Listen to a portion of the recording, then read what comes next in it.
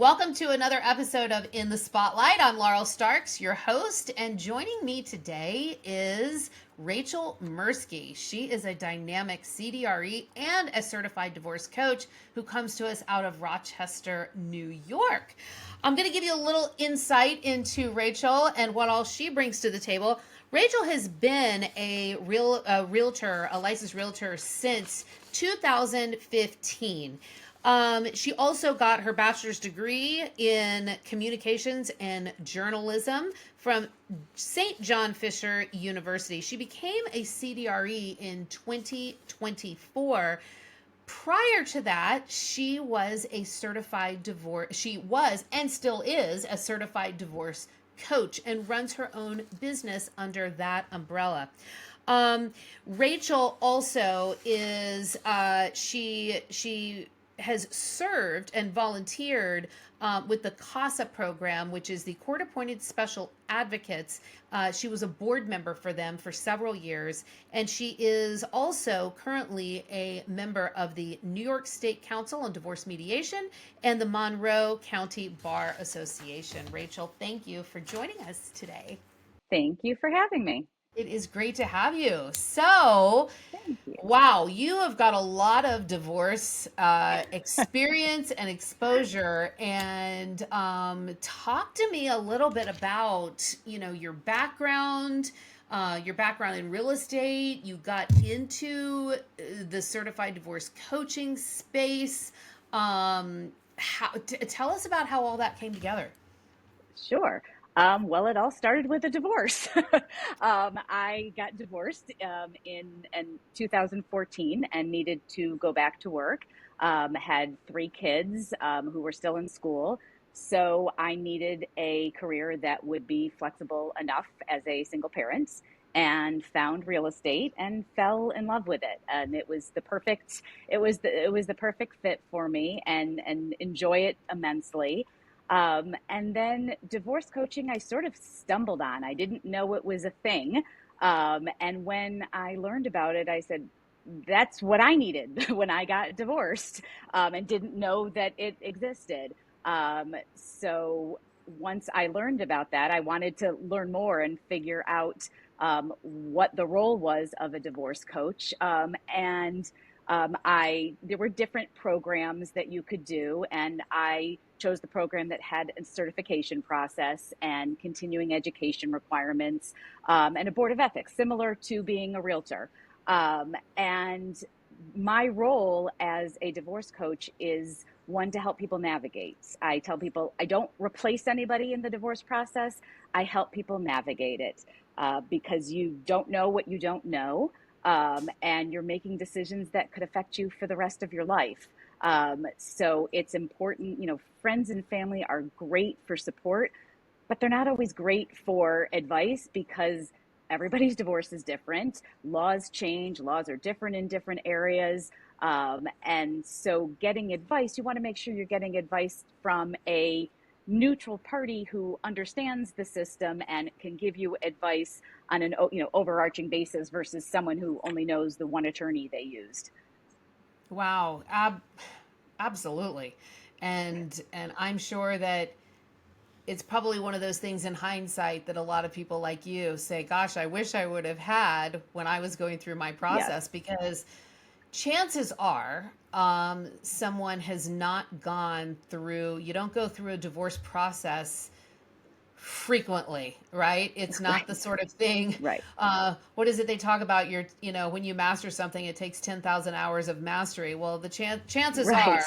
this is not something that people have a ton of experience in, and so it makes complete sense. How does a divorce coach, like, kind of fit in? So, would you say that it's better to hire a divorce coach earlier on, or kind of in the middle? Do they attend meetings with your attorney? How does that work, and is it similar to therapy? So to answer that question is, I have clients that come to me at all stages in the process, everywhere from the should I stay, should I go, and they're still trying to decide, to they're just starting out, They may, already have hired their attorney or mediator. And I even have some that their divorce is over, but they're trying to figure out how to co-parent possibly with a high conflict parent or something like that. So people come to me from, in all stages.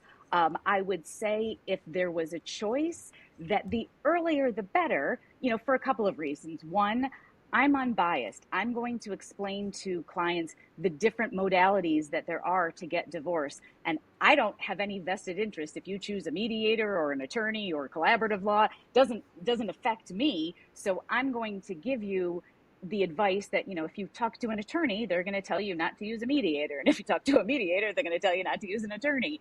Yeah. I can give people, the unbiased advice and information to help them through that process. And, I always say that, if you were, if you had a child that was born that had autism, you would go out and you'd find experts on it because you would want to learn. Unfortunately, it's the same thing with divorce. Unless you've been through it, how would you know? So you should go and educate yourself. And I actually help people save money because I help people become organized, credible clients. Mm-hmm. So the attorneys or mediators can do what they need to do. I'm a lot less per hour than an attorney. I don't charge for things like reading emails and responding to emails. So, to answer your question of what I do, it's really directed by my clients, and every client is different. I start I start every session with what would be the most helpful to you for us to accomplish today, and that's what we work on. Wow, And it's different for different people. that is great. What are some of the common things that you see? Yep. Um, a fear of the finances.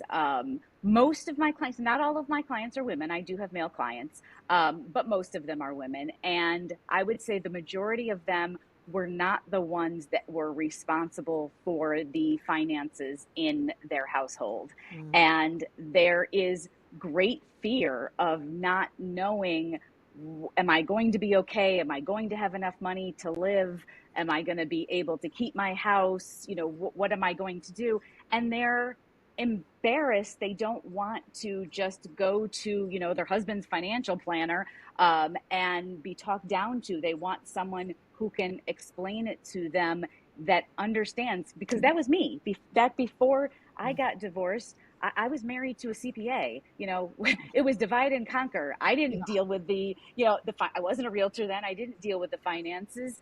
But I tell people my defining moment was I was sitting on the floor with all of my bills one day all around me, and I realized I got a late bill for our water bill because they're only issued quarterly, and my ex-husband had closed the credit card that was attached to it, and I had no Wow. idea because I didn't know they were quarterly. So that just kind of led me to like, wow, what else don't I know?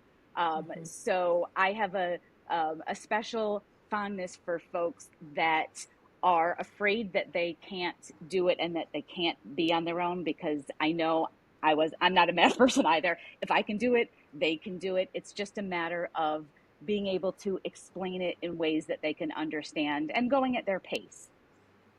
Wow.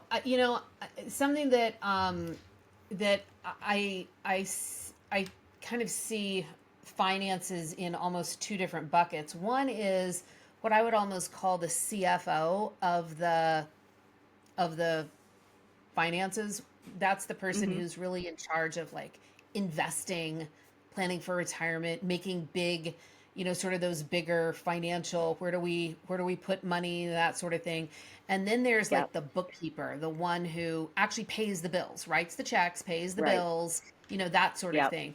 So do you find that that more women are neither of those, that they are, that it tends to be, or maybe even that one person, maybe it's not the woman, but maybe but one person in the marriage is really completely in the dark from all of it.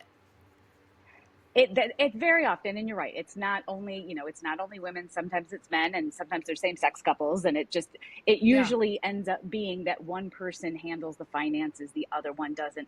Sometimes that other person may know more of, like what you're talking about, like the day-to-day finances, like they're the ones that go to the grocery store, that they could tell you what they spend on groceries, or they pay some of the day-to-day bills, but don't have a overall picture. They have no idea how much money they have saved for retirement or how much they should save, or any of the big long-term goals. So I would say it's still fairly traditional that that one spouse usually handles most of that, and the other spouse is usually the ones that are handling like household management, or and children and things like that.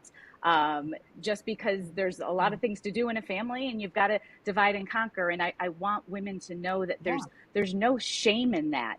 It's what I always used to Mhm. say, yeah, I didn't understand the bills, and my ex-husband could not have told you what medicines our kids took. I mean, it was just everybody had a role. So you found that a lot of realtors didn't know what they were talking about in divorce when they would get a Yep. listing that's a divorce Yep. case. You did because of your experiences as a divorce coach. So then you had a lot of realtors who would ask you things, and then you decided you were going to get you were going to specialize in it, and then you got your CDRE, and so how has that helped you? And what are some of the things that you see if we go back to what you were talking about with regards to a lot of women who, are in the dark, so to speak, with the finances frequently?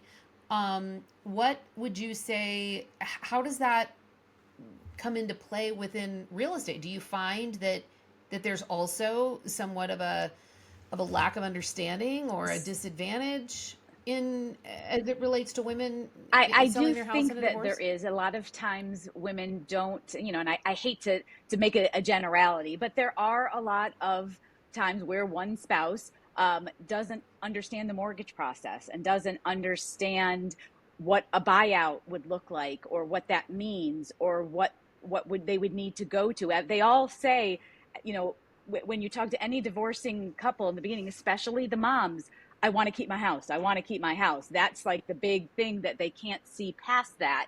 And they don't really, they aren't looking at it from, they're looking at it from an emotional place, which I get, I completely understand, but they don't necessarily understand what that could mean for them financially if they were to try to keep the house. And they don't understand that they'll still have to, if they refinance, that they have to qualify. So it is, a matter of Mm. educating folks. And yeah, as I, I will be honest, when I first looked into your program, I didn't think I would really learn a lot, because I thought, well, I'm already a divorce coach. I've already done this. I'm already a realtor. Like, it's going to be great to learn Laurel's process and how she does things. But the first day of class, I learned something that I didn't know. When our first day of class What was that? with the attorney, Shelley, and she was talking about Mm-hmm. marital equity versus marital ownership, and the fact that if only one Mm. person is on the title, you really are not supposed to be talking to the other person. And I didn't know that. And I can tell you that most attorneys don't even know that around here. It's not something, the fact, if I tell that to other agents, that, well, if only one of them's on title and it's a divorce, you really aren't, you need to get permission to discuss this. They have no idea what I'm talking about. And I didn't know that. So Right. that just illustrated to me, okay, wow, there are still things to be learned. And that was very Mm. valuable. And that, again, is one of the things that differentiates me, is understanding how the laws play into the real estate piece of it. And being a neutral and a Mm. neutral party. Again, it's extremely common for realtors to be helping, when they're helping people sell their house in a divorce, to be helping one or both of them to buy a house as well. And the concept of needing to be a neutral party is just, it's foreign to them. It's not something that they have thought about. And I don't honestly think that it's anything that the attorneys give much thought to until there's an issue. Until there's an It's issue. an Yeah. issue. Yeah. Yeah. Yeah. Yeah. That is huge. And you're absolutely right. What other tips would you give to divorcing homeowners about, that you've seen, that you've learned, whether it's through your divorce coaching business or, in your real estate business? What are some I would tips that you would say give? the value of finding your team and finding the people that you need. And, for example, a certified divorce lending professional, a CDLP. There's a woman in town who is one. She and I work together very closely, and understanding that you can talk to them and they can help you sort out whether you could actually even qualify to refinance and what that would look like. So, understanding that there's a bunch of different pieces to it, that it's not just, here's the house and you're going to cut it in half or whatever, there's a lot of Yeah. moving parts to it, and that you really need to understand all of those pieces before you make any decisions. Yeah. Ugh. What can go wrong if they don't, if they, if you don't consider these things? And I literally mean that, not even as a joke. I literally mean Go wrong. what could go wrong, because a lot of times, you don't, going into something, you don't have the insight as to what can go wrong, and you have a whole different perspective when you're, when you're in sort of Right. the bowels or the Yep. guts of Yep. these cases. So what are I some have things that seen can go wrong? agreements that talk about a buyout, and that one spouse is going to buy the other one out, and that spouse can't qualify. And so now they've agreed that they're going to buy out their other spouse. It's even sometimes they're given timelines in the agreement that aren't, they're not even possible. They're not feasible. They can't refinance within 6 weeks, because if they need to use their alimony or child support as part of their income, you have to have been receiving it for 6 months first before you can even use it to qualify. So people make plans and they make an agreement, and Mm-hmm. they may trade something. They've traded something in order for the right to be able to buy out their spouse. And then all of a sudden they end up having to sell the house anyways because they can't afford to refinance. Or they don't realize the difference in cost because they're not going to be refinancing at the same rate that they had before. And sometimes even Mm-hmm. attorneys will tell folks that, oh, well, you can assume the mortgage. Well, assumable mortgages are very rare. They don't happen much anymore. And that's kind of like the Mm-hmm. exception to the rule. And even if you can assume it, you have to still qualify. So there are still hurdles that you have to follow. So, that I've had situations with that ended up with restraining orders in the middle of the process. And they have, spouses getting divorced have restraining orders against each other. And we had to once send, the attorney had to go to jail to get documents signed before they could close on the sale of the house because the husband was now in prison. And there's just, so many things, can go wrong when you've got people at the height of emotions, or people that won't leave houses in order for the house to be shown, or orders that aren't specific, and they don't specify that you have to, agree to any offer that's within a certain percent of your asking price, or that you have to agree to lower the price by a certain time. So then these houses sit on the market, and one spouse doesn't agree to something, and then it's drawing out for months or years trying to get the house sold.